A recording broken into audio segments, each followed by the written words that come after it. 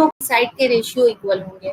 और तीसरा जो है थ्योरम वो है एसएएस, मतलब कोई भी दो साइड का रेशियो इक्वल हो और उन दोनों साइड के रेशियो को बनाने वाला एंगल इक्वल हो। तो इस तरह से कॉन्ग्रुएंसी के भी 3 थ्योरम हो जाते हैं।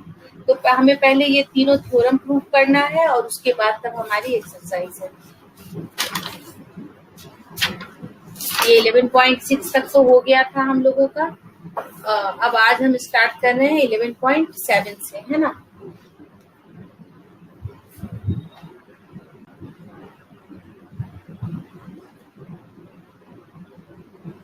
ये है हमारा थ्योरम 11.7।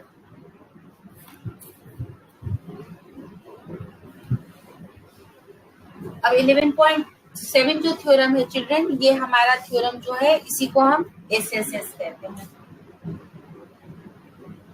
ठीक है ना, एसएसएस। लेकिन ये कॉन्ग्रुएंसी की तरह साइड नहीं है, बल्कि रेशियो है करस्पॉन्डिंग साइड के।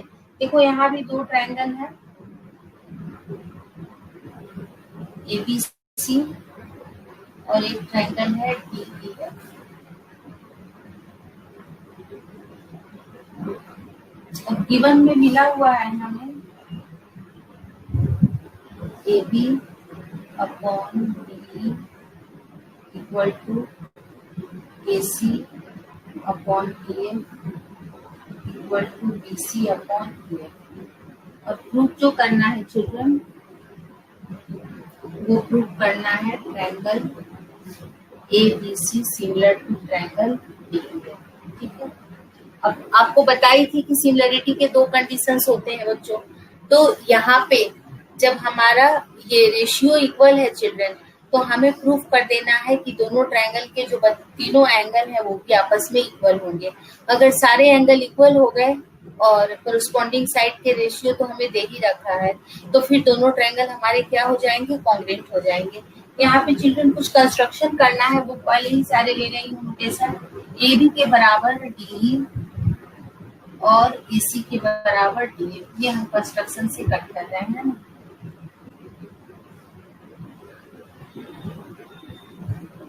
कंस्ट्रक्शन से हम ले रहे हैं और एक या डायरेक्टली छोटा ही लिखती हूँ, cut DE equal to AB and DF is equal to AC।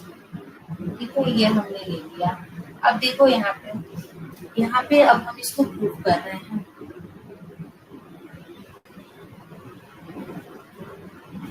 अब यहाँ पे देखो AB, ये हमें रेशियो मिला हुआ था गिवन में, AB upon D equal to AC upon DF, ये चिल्ड्रन हमें मिला हुआ था। अब हमने AB के बराबर क्या कट किया है, और सॉरी मैं ना यहाँ भी EF ले ली, इसको लेना है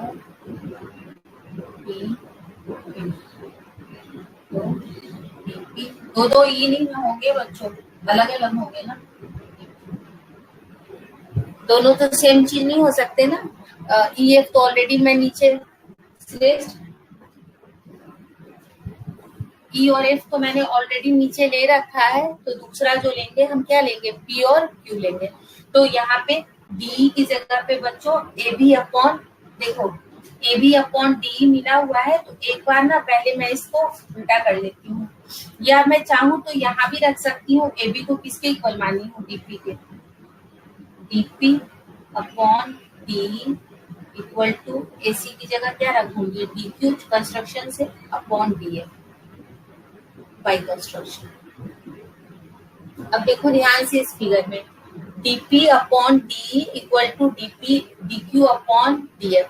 अब चाहे तो बच्चों प्लस करके DP अपॉन DE वाला जो कॉन्सेप्ट है प्लस माइनस करके भी ले सकते हैं, लेकिन यहाँ पे देखो छोटा ट्रायंगल और बड़ा ट्रायंगल हमारा सिमिलर हो गया, क्योंकि कोरिस्पॉन्डिंग साइड के जो रेशियो है DP upon DE is equal to DP upon DF।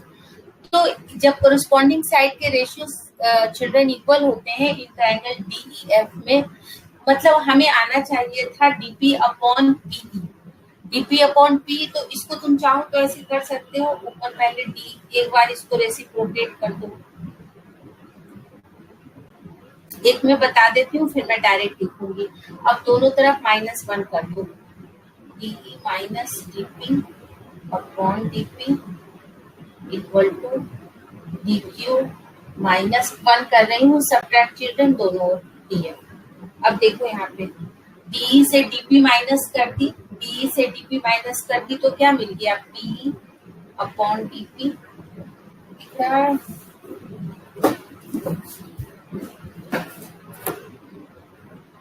ठीक है, तो पी अपॉन डीपी, और उधर भी देखो बच्चों D Q DF minus D Q.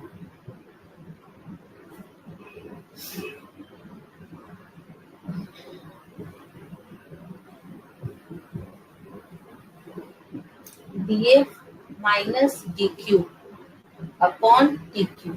DF में से डी क्यू को माइनस कर दिए तो Q F upon D Q, और फिर इसको रेसिप्रोकेट कर दो एक बार, दिख रहा है ना, एक यहाँ पे लिख रही हूँ, एक बार और रेसिप्रोकेट कर दो, तो DP upon DE equal to D Q upon Q. अब देखो बच्चों, एक बार वापस से बता रहे, ये मिला हुआ था, फिर जो हमने कंस्ट्रक्शन से इक्वल किया उसको यहाँ पुट कर दी, पुट करके रेसिप्रोकेट कर दी, रेसिप्रोकेट करके 1 माइनस कर दी,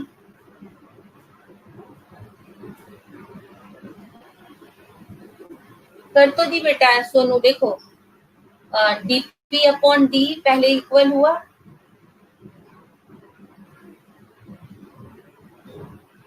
तो यहाँ देखो तो रेसिप्रोकेट हो गया ना बेटा, डीपी ऊपर गया, डीक्यू नीचे आया, डीएफ ऊपर गया, और फिर डीक्यू, ये डीक्यू है, डीक्यू दोनों तरफ माइनस कर दिए, सब्ट्रैक्टिंग 1। इसको करने की जरूरत नहीं थी बेटा, हम डायरेक्ट भी लिख सकते थे 1 on both sides, subtracting 1 on और 1 फ्रॉम कर दो, सब्ट्रैक्टिंग 1 फ्रॉम बोथ साइड्स।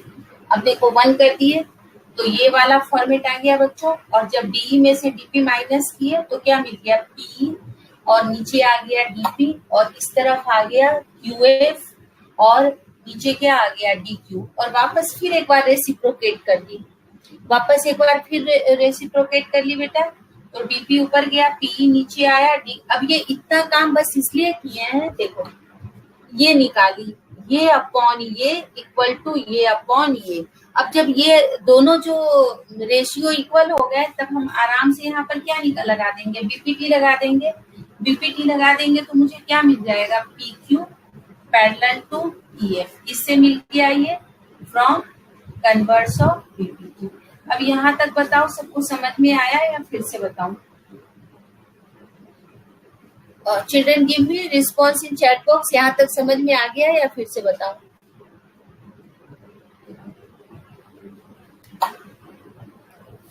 बेटा सबको आ गया है समझ में या फिर से बताने की जरूरत है? कुछ भी नहीं क्यों बेटा, बस ना यहाँ देखो उस डायग्राम में बीपीटी लगाना चाह रही थी सेकंड वाले में, तो बीपीटी लगाने के लिए ना DP upon P equal to D Q upon Q F चाहिए मुझे, उसके लिए रेसिप्रोकेट करी, उसके लिए प्लस माइनस करी, ठीक है ना, बस यही की और कुछ नहीं की। रिपीट लास्ट लाइन, ये देखो बेटा ऊपर देखो पूरा डी है और उसमें से डीपी माइनस हो गया तो क्या मिल गया, पी, और ठीक इसी तरह से डीएफ है और डीएफ में से डीक्यू माइनस हो गया तो क्या मिल गया, क्यूएफ, और फिर इसको रेसिप्रोकेट कर दिए। मतलब रेसिप्रोकेट का मतलब बेटा नीचे वाला ऊपर लेकर चले गए और ऊपर वाला नीचे लेकर चले गए। तो अब जब ये हमें कंडीशन मिल जाता है कि कोरिस्पॉन्डिंग साइड का जो रेशियो है वो इक्वल होता है बेटा, तो ये कन्वर्स ऑफ बीपीटी हो गया, और कन्वर्स ऑफ बीपीटी क्या कहा, PQ parallel to EF, PQ EF के पैरेलल हो गया। बस यहाँ तक ही मुझे काम करना था। आ गया है सबको यहाँ तक समझ में या कोई दिक्कत है बोलो?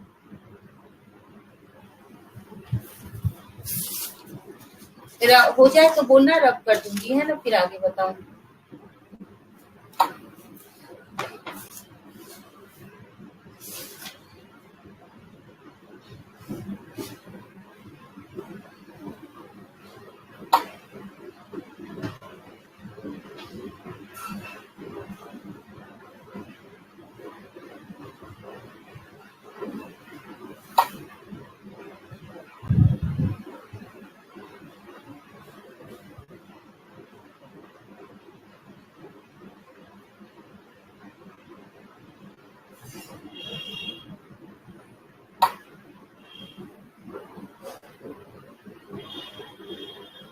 डन में चिल्ड्रेन। अब देखो, अब जब ये हो गया बच्चों, तो इससे मुझे क्या मिल गया कि हमारा जो बीपीक्यू ट्रायंगल जो है और जो हमारा डीईएफ ट्रायंगल है चिल्ड्रन, दोनों हमारे सिमिलर हो गए, कोई दिक्कत नहीं है इसमें। हमारे दोनों ट्रायंगल, इसको तो पता है ना बच्चों, डायरेक्ट यहीं पर हम लिख सकते थे। देखो DP upon D equal to DQ upon DF, ये इतना लिख, सिर्फ समझाने के लिए मैं आप लोगों को लिखी हूँ। ये बेटा यहाँ के बाद आप डायरेक्ट इसको लिख सकते हो कि ये इसके पैरेलल हो गया। ये मैंने इतना बस आपको समझाने के लिए किया है, बाकी यहाँ पे इसकी जरूरत नहीं थी, क्योंकि हमारा जो पीपीटी थ्योरम है बेटा उसमें तीनों है कि अगर छोटा वाला ऊपर का साइड नीचे के साइड के इक्वल हो, या ऊपर का छोटा पूरे बड़े के इक्वल हो, या नीचे का छोटा वाला पार्ट पूरे बड़े के इक्वल हो। ये जो तीनों केस है ना चिल्ड्रन, तीनों केस में दोनों ट्रायंगल सिमिलर हो जाते हैं हमारे, है ना।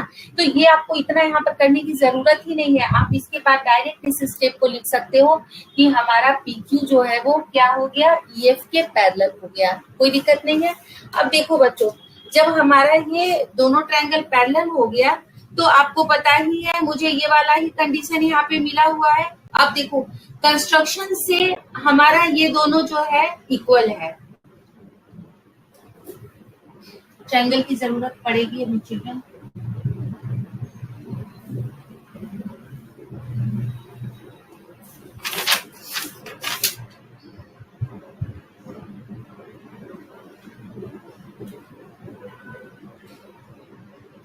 अब यहाँ पे देखो चिल्ड्रन, इससे हमें ये भी मिल गया है, ये एंगल इसके इक्वल है, ये और ये वाला एंगल इस एंगल के इक्वल है, ठीक है ना। अब और एक चीज देखो यहाँ पे कि अब ये वाले ट्रायंगल और इस ट्रायंगल में आ जाओ, ठीक है। अब देखो कंस्ट्रक्शन से हमने इस साइड को इस साइड के इक्वल लिया, इस साइड को बच्चों इस साइड के इक्वल लिया, और अभी आपने देखा जब सिमिलर हो गए तो ये दोनों एंगल भी इक्वल हो गया। तो इससे मुझे क्या मिल गया, ट्रायंगल ये और ये ट्रायंगल कॉन्ग्रुएंट हो गया। क्या लिखेंगे, AB is equal to DP, AC is equal to DQ और angle A is equal to angle D। Therefore triangle ABC congruent to triangle DPQ। अब देखो बच्चों, इससे बस मुझे यही रिजल्ट निकालना था, तो इससे मुझे मिल गया BC is equal to PQ।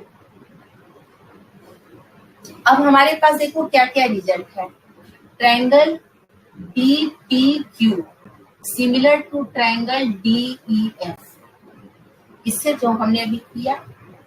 और दूसरा रिजल्ट मिला मुझे triangle ABC congruent to triangle DPQ, ठीक है ना। देखो अब कॉन्ग्रुएंट का मतलब क्या होता है, दोनों सेम साइज के हैं।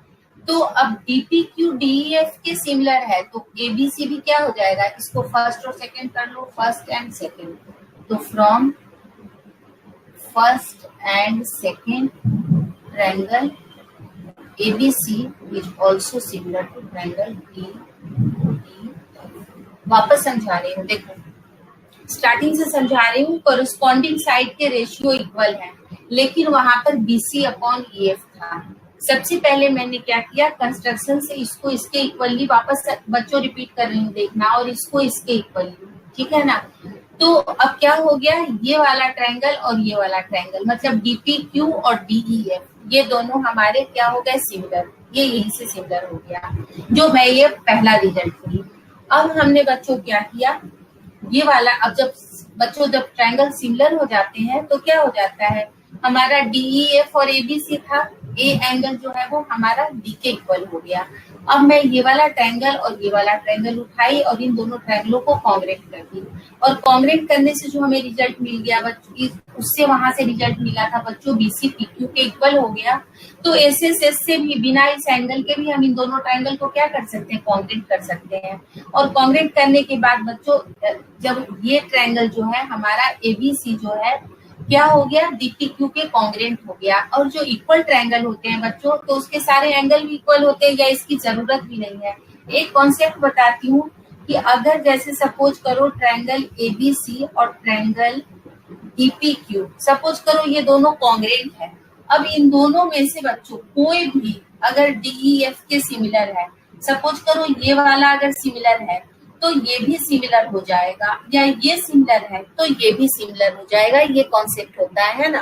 तो जब हमने सिमिलर कर दिया बच्चों, और ऑलरेडी हमने पहले प्रूव कर दिया था कि डीपीक्यू जो है वो डीईएफ के सिमिलर है, और फिर हमने प्रूव कर दिया कि हमारा जो डीपीक्यू है वो कॉन्ग्रेंट है एबीसी के। तो जो कि डीपीक्यू जो है वो सिमिलर था डीईएफ के, तो जो उसका कॉन्ग्रेंट ट्रायंगल है वो भी उसके सिमिलर हो गया, और हेंस प्रूव्ड।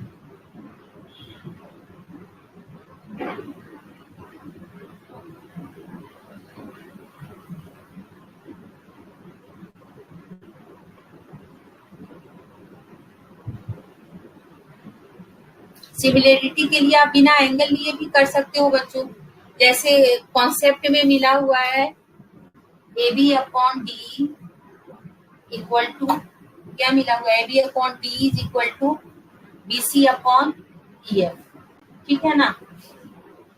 और यहां से जब आपने सिमिलर कर लिया इसको और इसको, तो P Q upon E F भी आ जाएगा बच्चों, this is equal to P Q upon E F.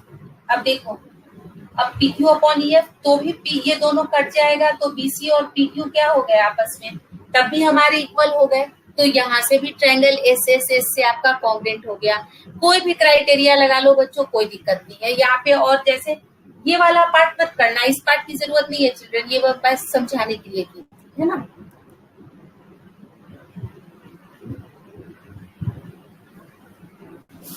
इसके बाद थ्योरम हमारा 11.6 रह गया है बच्चों, वो है ए।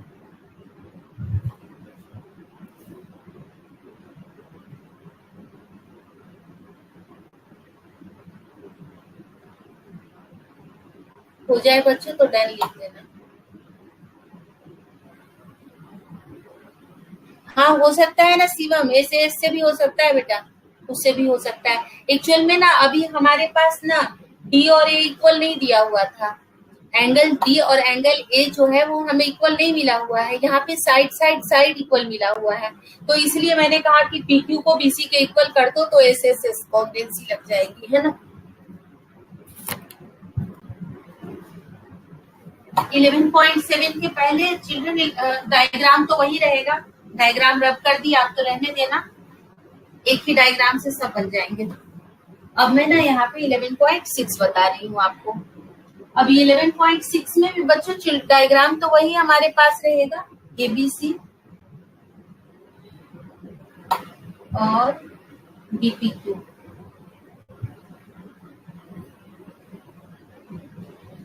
और फिर यहाँ भी बच्चों वैसे ही कंस्ट्रक्शन से हम डीईएफ है बच्चों, डीईएफ एक ही लेंगे हर में, और यहाँ भी उसी तरह से हम पीक्यू ले लेंगे, इसको इसके इक्वल और इसको इसके इक्वल। अब ये 11.6 जो थ्योरम है बेटा, इसमें जो है कह रहा है क्या, equiangular triangular are similar, मतलब अब इस बार अपना रेशियो नहीं मिलेगा, एंगल ए मिलेगा डी के, एंगल बी मिलेगा इक्वल एंगल ई के, और एंगल सी मिलेगा बच्चों एंगल एफ के इक्वल, और ये गिवन है। और फिर हमें वही प्रूव करना है, टू प्रूव, ये भी वैसे ही प्रूव होगा बच्चों, triangle A B C similar to triangle D के। फिर वही कंस्ट्रक्शन सेम है बच्चों, लिख लेना जो पहले लिखी है ना, सब कुछ सेम, कंस्ट्रक्शन वही लेंगे, इसको इसके इक्वल, इसको इसके इक्वल, और देखो ये दोनों एंगल आपस में अब यहाँ पे देखो इक्वल है ना। तो अब हमारा ये वाला ट्रायंगल और ये वाला ट्रायंगल क्या हो गया, हमारा दोनों जो हो गया कॉन्ग्रेंट हो गया।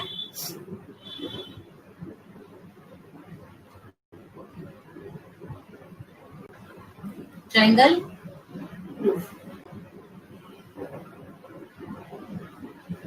यहाँ पे देखो बच्चों हमें मिला हुआ है कि जो है तीनों लिख रखा है, the two equiangular triangles are similar, है ना। तो यहाँ पे हम डायरेक्ट लिख लेंगे, in triangle ABC and triangle DPQ, AB is equal to DP, AC is equal to DQ, and angle A is equal to angle D. Therefore, triangle ABC, इसकी जरूरत आगे पड़ती है बेटा, ABC congruent to triangle D D Q, और इसको first करके छोड़ दो, है ना, इसको फर्स्ट करके छोड़ दो। अब देखो जब कॉन्ग्रेंट हो गया बेटा, तो ये बी जो है इसको बंद कर रही हूँ, ये पी के इक्वल हो गया, और ये जो सी हमारा 2 है ये क्यू के इक्वल हो गया। सी से तो लिख लेंगे एंगल 1 इज इक्वल टू, इसको angle B is equal to angle P, और angle C is equal to angle Q. किससे आ गया ये हमारा, सी से आ गया, ठीक है ना। लेकिन but angle B equal to angle E और angle C is equal to angle F, ये हमारा गिवन था। तो इससे क्या मिल गया मुझे, angle P is equal to angle E and angle Q is equal to angle F, ये मिल गया। और जब ये दोनों बेटा एंगल इक्वल हो गए, मतलब ये अगर ये भी 2 है तो ये 1 है, तो ये भी 1, और ये 2 है तो ये, ठीक है ना।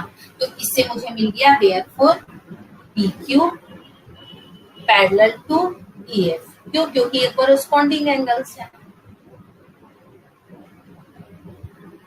और अब क्या हो गया बच्चों, जब पैरेलल मिल गया तो अब हम लगा देंगे बीपीटी लगा देंगे, therefore DP upon E equal to D Q upon Q F. अब देखो चिल्ड्रन, पहले वाले क्वेश्चन में मैं समझाती आपको, अब मैं डायरेक्ट इसको लिख सकती हूँ, क्या लिख सकती हूँ, this indicate DP upon D equal to D Q. अब मैंने इसको इलेबरेट नहीं कर रही, ये प्लस करने से आ जाएगा, है ना, ये प्लस करने से आ जाएगा।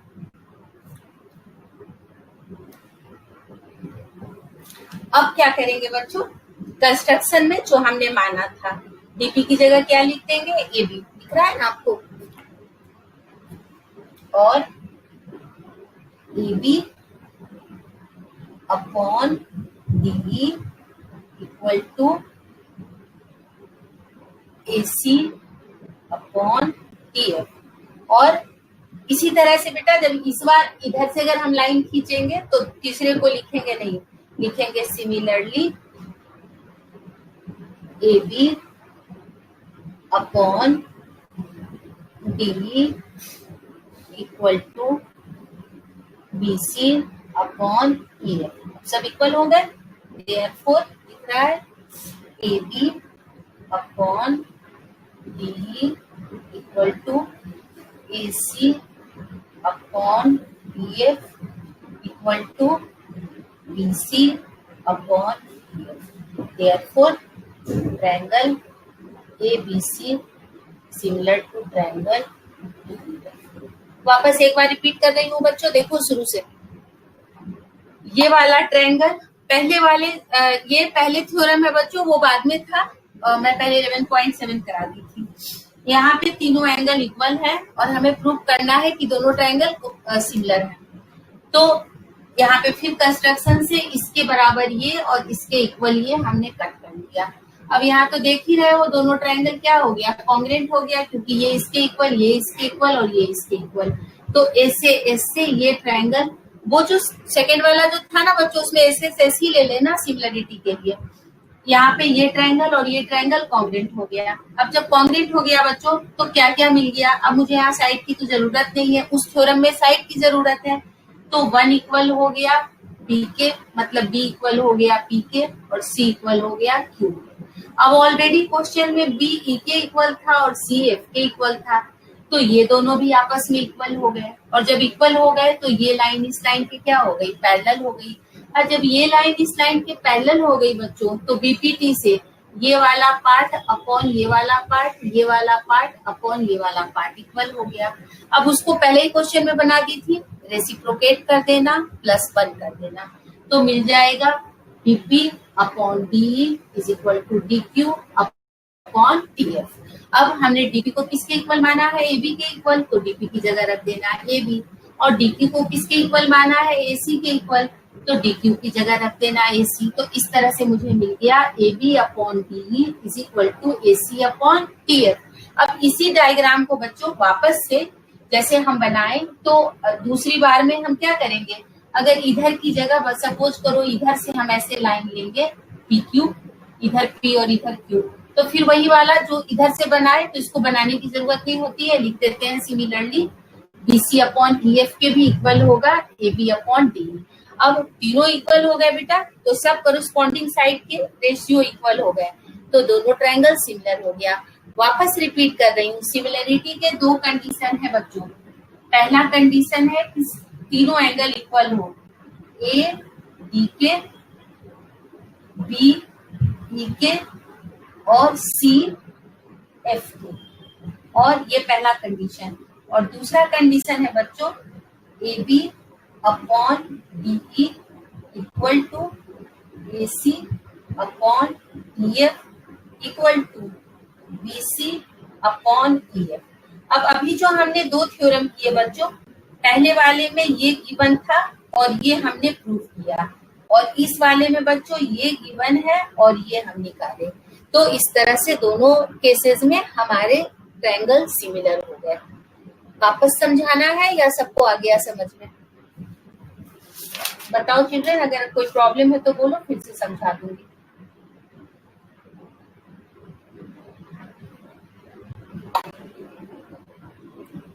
सब थोड़ा सा बच्चों डिफिकल्ट है, वो कॉन्ग्रुएंसी वाले ज्यादा इजी थे, इसमें थोड़ा सा समझना पड़ता है बच्चों।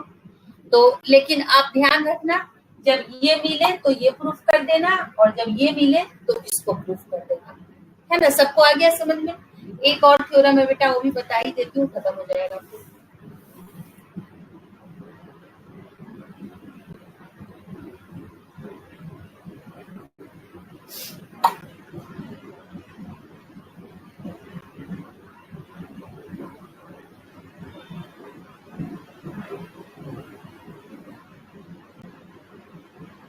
ये भी उसी तरह से है बेटा, ये भी इजी है, यहाँ भी यही करना है, एक बार सिमिलर करना है और एक बार कॉन्ग्रुएंट करना है।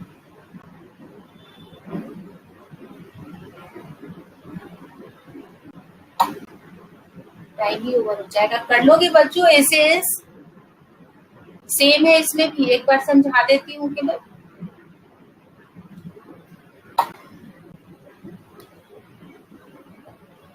डन हो गया हमें चिल्ड्रन। देखो ऐसे भी समझा देती हूँ। डायग्राम तो इसमें भी यही रहेगा चिल्ड्रन, डायग्राम में किसी में कोई चेंजेस नहीं है।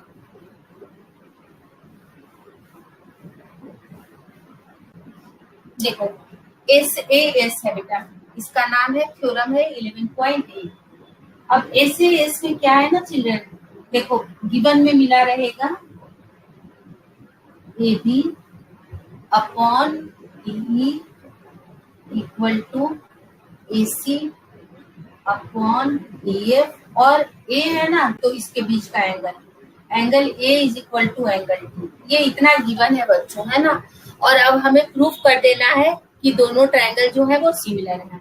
अब फिर कंस्ट्रक्शन सेम है बच्चों, कोई फर्क नहीं है, वही है कि P और Q लेते हैं और इस तरह से लेते हैं कि AB DP के इक्वल है और AC जो है वो DQ के इक्वल है। अब प्रूफ देखो, in triangle ABC and triangle ऊपर वाला वही जो अभी सब में एक ही काम कर रहे हैं बच्चों, DPQ। AB इक्वल है DP के और AC इक्वल है DQ के। किससे है बच्चों? बाय कंस्ट्रक्शन, ठीक है ना? और साथ ही साथ angle A is equal to है एंगल D। तो क्या हो गया? Therefore triangle ABC congruent to triangle DPQ बच्चों, है ना? अब ये हमारा कॉन्ग्रुएंट हो गया। अब देखो जैसे ट्रायंगल कॉन्ग्रुएंट हो गया बच्चों, और साथ ही साथ ये देखो मुझे गिवन था, ये इसको 1 करके छोड़ दो, AB upon DE equal to AC upon DF, ठीक है ना? ये हमें गिवन है। अब क्या करो, जो कंस्ट्रक्शन से AB को किसके इक्वल माने हो? DP upon DE equal to, सब एक जैसे हैं बच्चों, DQ अपॉन DF। ये किससे निकाल लिए बच्चों हम? By construction. अब देखो फिर वही DP और DE है जो पहले में बताई, रेसिप्रोकेट करो, -1 कर दो, तो क्या मिल जाएगा इससे तुम्हें? या तुम चाहो तो डायरेक्ट इससे लिख सकते हो, क्या लिख सकते हो? PQ पैरेलल टू EF, ये कराए हैं, देखना फर्स्ट वाले में। मैंने सबसे पहले तुमको 11.7 थ्योरम कराया था, है ना। तो पहले इसको ऊपर ले जाएंगे, इसको नीचे लाएंगे, फिर -1 कर देंगे, तो मिल जाएगा dp upon p is equal to dq upon qf, और इससे मिल गया pq पैरेलल टू ef। अब बच्चों pq जब पैरेलल ef के मिल गया तो क्या क्या मिल गया मुझे, फिर वही मिल गया angle 1 is this indicate angle p is equal to angle e and angle q is equal to angle f। और इससे क्या मिल गया children, triangle DPQ similar to triangle DEF। Second, अब अभी तुरंत बताई हूँ, देखो ABC है कॉन्ग्रेट DPQ के, और DPQ सिमिलर है DEF के, तो ABC भी क्या हो गया, from first and second triangle ABC similar to triangle. सब एक जैसे है ना बच्चों, आ रहा है ना समझ में। वही चीज यहाँ भी है, या तो सबसे पहले क्या करते हैं, हर क्वेश्चन में देखो यही कर रहे हैं, इन दोनों छोटा वाले को और बड़े को सिमिलर कर लेते हैं, इसको इसके कॉन्ग्रेंट कर लेते हैं, है ना। तो ये दोनों आपस में सिमिलर है, तो ये इसके कॉन्ग्रेंट है, तो ये भी इसके सिमिलर हो गया। आ गया ना सबको समझ में। आज तो मैक्सिमम टाइम बच्चों हमारा 3 थ्योरम में ही निकल गया, लेकिन ये बड़े थे बच्चों। पिछली क्लास में तो मैंने ना लास्ट में इन तीनों को कराए थे, कोई बात नहीं। आज स्टार्टिंग थी क्लास का, मैंने कहा सब बच्चे फ्रेश मूड में बैठे हैं, तो पहले इन तीनों थ्योरम को ही कर लेते हैं ना। अब आ जाओ बच्चों एक्सरसाइज पे 11.3 कर लिया सबने। ये बुक में तीनों थ्योरम है बेटा, कहीं पर दिक्कत हो तो आप वहां से भी हेल्प ले सकते हो या फिर मुझसे भी पूछ सकते हो। मैंने नोटेशन वही रखे हैं जो बुक वाले हैं। सबने कर लिया तो 2-1 प्रॉब्लम हम एक्सरसाइज के भी बना लेंगे, है ना।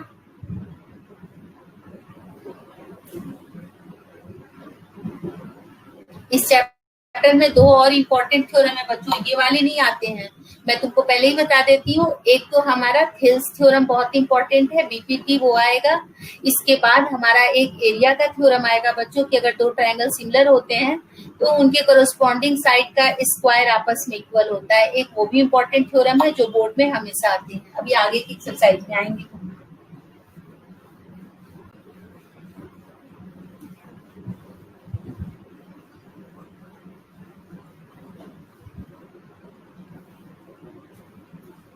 देखो चिल्ड्रन 11.3 इजी है, अभी स्टार्टिंग के क्वेश्चन से बहुत इजी है।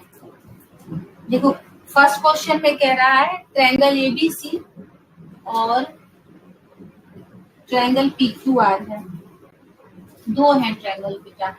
इनमें मुझे मिला हुआ है AB upon PQ equal to BC upon QR, ठीक है ना। तो बोल रहा है कि बताओ state any 2 angles of the 2 triangle which must be equal so that both triangles may be similar। अब ये रहा देखो ABC और ये है बेटा, अब देखो AB अपॉन PQ है, मतलब यहाँ पे P और Q है ना, और BC अपॉन QR।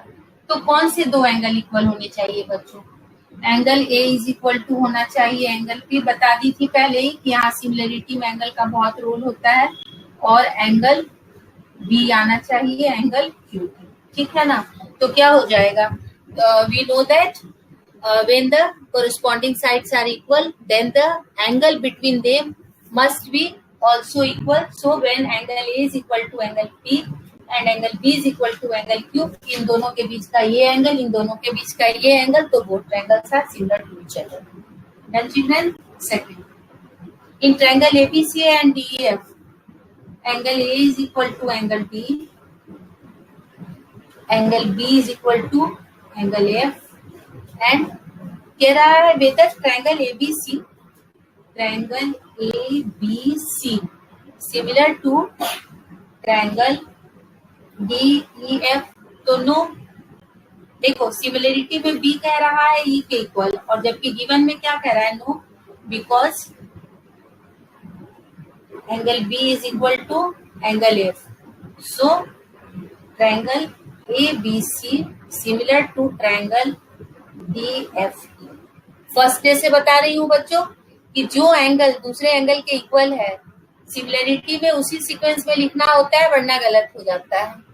कोई दिक्कत बच्चों? रिस्पॉन्स करो मुझे।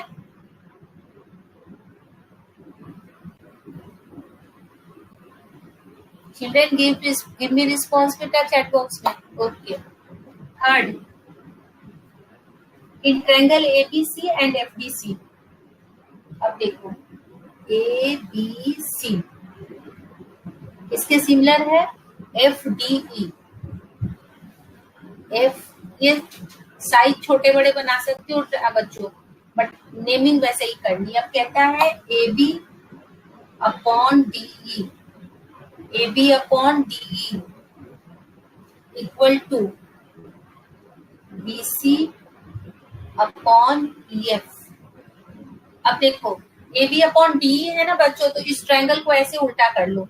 जब D को ऊपर ले जाओगे, यहाँ D ले आओगे, तो यहाँ E आ जाएगा और यहाँ पे क्या आ जाएगा F। हम इसको ना बेटा रोटेट कर सकते हैं। तो AB अपॉन DE आ गया करेक्ट, BC अपॉन EF आ गया करेक्ट, और CA अपॉन FD आ गया करेक्ट। तो yes, triangle ABC similar to triangle DFDE है ना। एक बार थर्ड का आंसर चेक करते हैं बच्चों।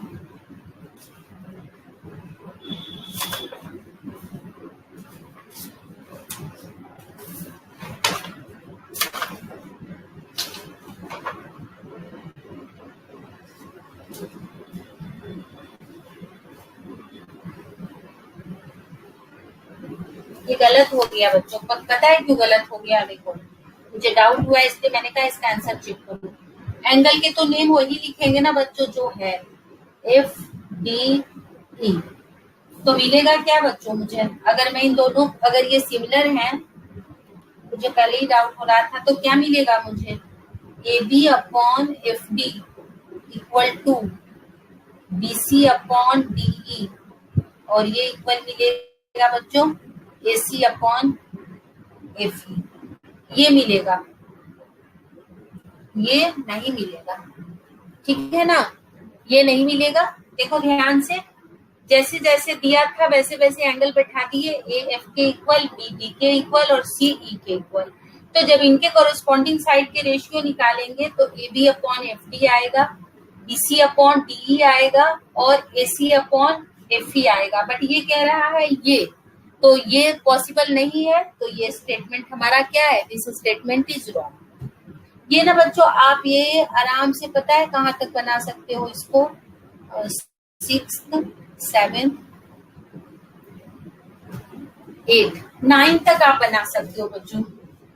2 क्वेश्चन, थर्ड तक तो मैं ही बना दी हूँ, 4 to 9 है ना। और एक्सरसाइज 11। जो नहीं बनेगा वापस बता दूंगी, टेंशन मत करना, है ना। यहाँ तक आप ट्राई करना। इसी तरह से यस नो कर कर है दिया हुआ है ना।